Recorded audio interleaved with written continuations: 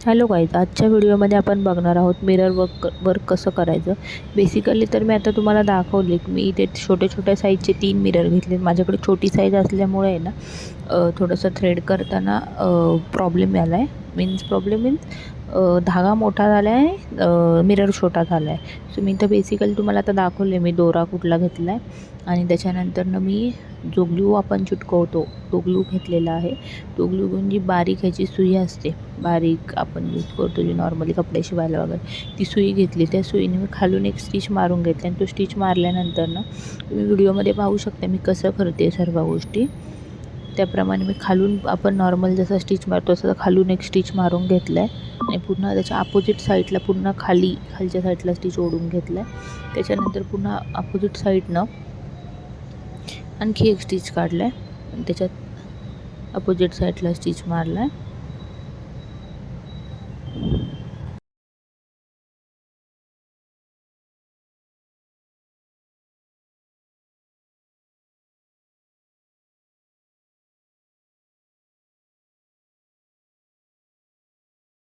मी व्हिडिओमध्ये जसं करते त्या स्टेप तुम्हीसुद्धा फॉलो करा, म्हणजे तुम्हाला एक्झॅक्ट मी काय करते हे लक्षात येईल.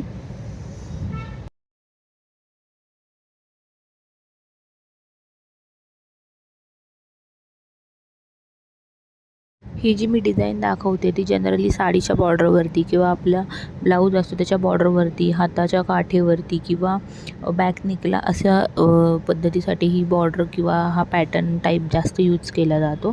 तुम्ही ते दाखवलं आहे त्या टाईपने आपल्याला करायचं आहे. दिसताना पण हे खूप ॲट्रॅक्टिव्ह दिसतं. सो तुम्ही दिसताना पण बघू शकता, मी इथे येल्लो कलर यूज केला, दिसताना पण ॲट्रॅक्टिव्ह दिसतो हो खूप. हा एक पॅटर्न झाला. त्याच्यानंतर मी दुसरा एक सिम्पल पॅटर्न दाखवते, तो पण खूप यूज होतो. तो पॅटर्न पण खूप लोक जास्त करून म्हणजे ड्रेसेसवरती वगैरे असतो. आपण जर एम्ब्रॉयडरीवर जर टॉपवरती किंवा टी शर्टवर करायचं म्हटलं की एखाद्या कुर्तीवर करायचं म्हटलं बॉर्डरला, तर तिथे आपण ह्या मिरर वर्कने सुद्धा ते करू शकतो. सो ते खूप इझी आहे. इथे बघा तुम्ही व्हिडिओमध्ये मी दाखवते सेकंड कसं करायचं आहे. त्याचप्रमाणे तुम्ही सगळ्या टिप्स, हे थोडं कठीण लागतं आणि ही काच हाताला लागू शकते, त्यामुळे सगळं केअरफुली ह्या गोष्टी तुम्हाला हँडल कराव्या लागतील. कारण घाई करून इथे चालणार नाही. जेवढं तुम्ही सॉफ्ट हाताने कराल आणि जेवढी सुई आणि मिररमध्ये जेवढं तुम्ही सॉफ्टपणा वापराल तेवढं तुम्ही इझिली करू शकता. कारण तुम्ही जर फास्ट करायच्या ह्याच्यात गेलात तर तुम्ही मिरर आपल्या हाताला लागण्याची शक्यता असते. त्यामुळे जेवढं सॉफ्ट कराल तेवढं सॉफ्ट करण्याचा प्रयत्न करा. ही डिझाईन पण फार सोपी आहे आणि दिसायला पण फार छान दिसते. बऱ्याच ठिकाणी तुम्ही बघितली असेल ही डिझाईन, टॉपवरती, कुर्तीजवरती किंवा साडीच्या बॉर्डरला वगैरे बऱ्याच ठिकाणी ही डिझाईन असते. ही डिझाईन पण मी पुढे दाखवली, तुम्ही तशीच फॉलो करून ट्राय करा.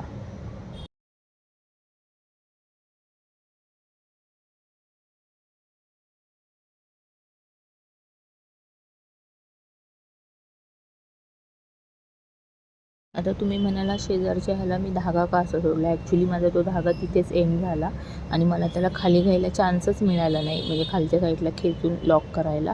सो त्यामुळे तो धागा तसा तिथे वर राहिला आहे. बट मी तुम्हाला बॅक ह्याच्यामध्ये दाखवले की खाली घेऊन लॉक कसा करायचा. तुम्हाला ते धागा न उरल्यामुळे माझा तो प्रॉब्लेम झाला, त्यामुळे तो धागा तिथे वरती दिसतो. सो तुम्ही, मला माहिती आहे तुम्ही ॲडजस्ट करून घ्या. सो तुम्ही तेवढं फक्त ॲडजस्ट करून समजून घ्या, म्हणजे माझं चुकी झालेली. आणि आय नो की आपला खूप दिवसानंतर व्हिडिओ येतो आहे, पण मी असे डेली तुम्हाला अजून कुठल्या कंटेंटवर व्हिडिओ बघायला आवडेल हे तुम्ही मला कमेंट करा. सो मी त्या कंटेंटवरती व्हिडिओ बनवेन.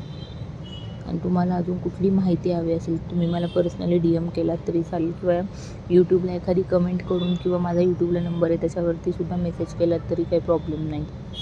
आता मी इथे माझी डिझाईन कंप्लीट झाली. तर इथे काय झालं आहे, कॉर्नरला जो उजव्या डाव्या साईडचा आहे ना तो माझ्याकडनं खाली गेला. म्हणजे काय झालं, मी डिझाईन हे मिरर सेट करत असताना तो खेचला गेला आहे. सो मी वर करायचा ट्राय करते बट तो होत नाही. जेवढा माझ्याकडनं झाला आहे तेवढा ऑलरेडी माझ्या हाताला लागला असल्यामुळे मला तो खेचता येत नव्हता जास्त. बट